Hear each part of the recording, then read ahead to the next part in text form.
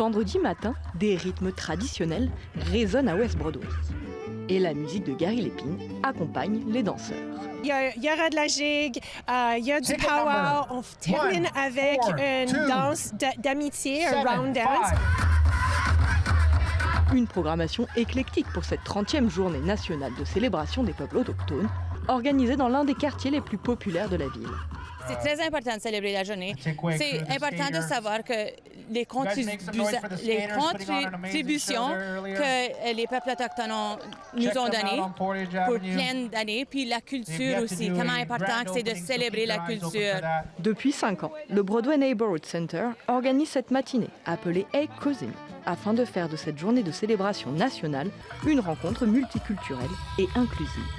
Le but, vraiment, c'est d'être capable de célébrer la Journée nationale des peuples autochtones, mais de montrer que c'est une célébration inclusive, qu'on veut partager les cultures autochtones avec les gens qui connaissent peut-être un peu ou peut-être beaucoup, mais c'est juste une belle opportunité, puis c'est de briser les barrières. Plus d'une centaine de personnes ont donc pris leur petit déjeuner en assistant au défilé des drag queens Prairie Sky et Artemis, puis ont applaudi la gigue traditionnelle de Kevin Chief et ses fils.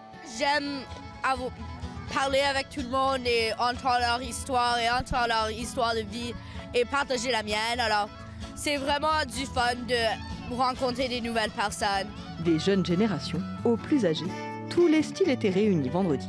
C'est beaucoup changé depuis que je suis jeune et j'aime beaucoup voir le respect de la culture autochtone ainsi que voir les jeunes s'exprimer et pouvoir voir aussi les artistes en drag qui font partie et qui sont beaucoup plus célébrés pour leur rôle artistique et culturel.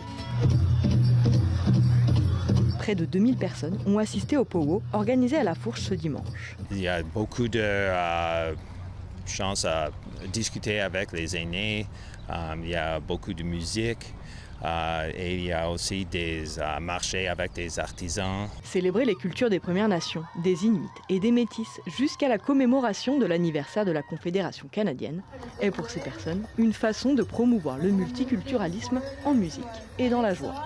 Ici Morgane Knoll, Radio-Canada, Winnipeg.